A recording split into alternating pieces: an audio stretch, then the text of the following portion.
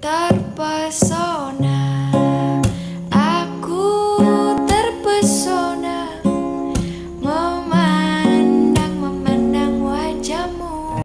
Pembelajaran kita pada hari ini ialah bagaimana kita nak buat pengiraan yang melibatkan gabungan operasi bagi integer mengikut tertib. Tertib kita dah ada rumus dia, kita kena ikut dia punya rumus. Yang pertama, awak kena selesaikan bila ada tanda kurung. Kurung ataupun tanda kurungan. Kemudian yang kedua, selesaikan darab atau bahagi. Mana yang kamu jumpa dulu? Dari kiri, maksudnya dari kiri ke kanan.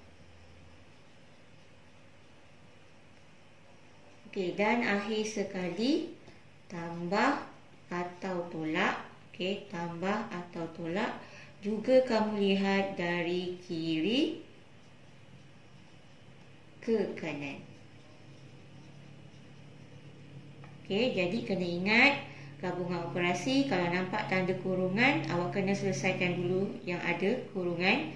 Kemudian tengok kalau ada darab atau bahagi, mana yang kita jumpa dulu. Kalau kita jumpa darab dulu, kita selesaikan darab. Kalau kita jumpa bahagi dulu, kita selesaikan bahagi. Dan akhir sekali barulah sama ada operasi tambah atau tolak. Juga lihat dari kiri ke kanan. Sekarang cikgu nak tunjuk bagaimana nak selesaikan soalan contoh 7 pada muka surat 10. Selesaikan negatif 8 darab dalam kurungan negatif 2 tambah 3. Kita dah pelajari tadi. Kalau ikut tertib, kalau nampak je ada kurungan, maksudnya kita kena selesaikan dulu yang dalam kurungan. So, mana yang kita nak selesaikan dulu, kita garis supaya kita tidak lupa. Yang kita tak selesaikan, bawa turun bawah. Negatif 8 darab. Operasi negatif 2 tambah 3. So, 3 tolak 2 sama dengan positif 1. Sekarang kita ingat balik operasi pendaraban integer, lain tanda. Tolak dengan tambah, dia akan jadi negatif 8 darab 1. Sama dengan negatif 8. Kita semak jawapan guna kalkulator. Tekan negatif.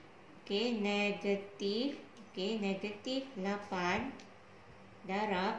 Kalau soalan ada kurungan, kamu kena tekan kurungan juga. Kurungan negatif 2 tambah 3. Kita tengok jawapan sama tak macam yang kita cari. Dapat negatif 8. So, jawapan kita betul.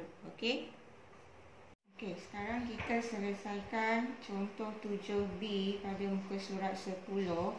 7 tambah 2 dalam kurungan negatif 3. Jika nampak soalan begini, tanda kurung ini bermaksud operasi darab. Jadi supaya awak tak silap, awak tulis balik 7 tambah 2 darab negatif 3. Ingat balik tertib gabungan operasi. Yang pertama kita lihat ada kurungan atau tidak. Jika tiada, kita tengok ada darab atau bahagi. Tengok soalan, ada darab. Jadi kita kena selesaikan yang darab dulu. 7 tambah 2 darab negatif 3. 2 darab negatif 3, positif dengan negatif, jawapannya negatif. 2 darab 3 sama dengan 6. So, kat sini lain tanda juga. Lain tanda, tengok tambah dengan tolak akan jadi tolak. 7 tolak 6 sama dengan 1. Kita akan semak jawapan guna kalkulator. Tengok soalan 7. Tekan 7 tambah tekan 2. Ada kurungan, tekan kurungan negatif 3. Tutup kurungan sama dengan Okey, jawapan sama dengan yang kita cari tadi, iaitu 1. Okey, sekarang contoh 7C. Soalannya ialah 4 tolak 12 bahagi negatif 2 tambah negatif 1. Okey, kalau awak lihat soalan ini, walaupun ada tanda kurung, tapi dia bukan operasi. Okey, kurungan ini menunjukkan ada integer negatif. Okey, tengok operasi yang terlibat. Kita ada tolak, kita ada bahagi dan kita ada tambah. Okey, lihat balik tertib. Okey, jika tak ada kurungan, kita lihat sama ada darab atau bahagi yang kita lihat dari kiri ke kanan yang kita nampak dulu. Okey, sekarang kita tengok bahagi. Okey, bahagi. Jadi kita selesaikan dulu operasi bahagi. Okey, yang kita tak selesaikan buat turun bawah. Okey, 4. Okey, negatif 12 bahagi negatif 2. Negatif bahagi negatif. Okey, negatif bahagi negatif akan dapat jawapan positif. Okey, so positif 12 bahagi 2 ialah 6. Okey. Okey, yang kita tak selesaikan buat turun bawah. Okey, sekarang kita ada operasi tambah. Okey. Dan kita boleh selesaikanlah. 4 tambah 6. Okey, ini ada 2 tanda, berlainan tanda. Tambah dengan tolak, tambah dengan tolak, hasilnya akan dapat tolak ataupun negatif. Okey, negatif 1.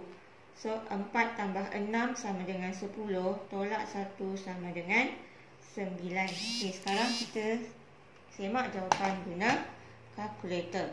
Okey, ikut soalan. 4 tolak 12 bahagi, okey, dalam kurungan negatif 2. Okey, tambah dalam kurungan negatif 1. Okey, jawapannya 9. Sama macam yang kita cari tadi. Okey, sekarang kita selesaikan contoh yang terakhir, contoh 7D pada muka surat 10. Okey, kita lihat soalannya, negatif 12 tambah negatif 16. Okey, awak nampak satu garisan ni, per ni maksudnya operasi bahagi. Okey, ingat kalau nampak per ni maksudnya operasi bahagi. Okey, bahagi negatif 22 tolak negatif 24. Okey, jika awak lihat soalan tidak ada tanda kurungan yang melibatkan operasi, okey, kurungan ni hanya integer negatif. Kemudian tidak ada operasi darab. Okey, bahagi nanti kita selesaikan. Okey, sekarang kita selesaikan dulu pengangka yang atas dan kemudian penyebut. Okey, sekarang kita selesaikan yang atas dulu. Negatif 12. Okey, tambah dengan tolak akan jadi tolak. Okey, bahagi negatif 22 tolak negatif 24. Okey, negatif 22. Okey, tolak dengan tolak sama tanda akan jadi tambah. Okey, kemudian selesaikan negatif 12 tolak 16. Okey, sekarang ni awak hutang 12, hutang lagi 16. So, berapa banyak awak hutang? Iaitu 12 tambah 16, 28. Jadi, negatif 28. Okey, negatif 22 tambah 24. So, 24 tolak 22 sama dengan 2. Okey. Negatif 28 bahagi 2. Okey, negatif 28 bahagi positif 2.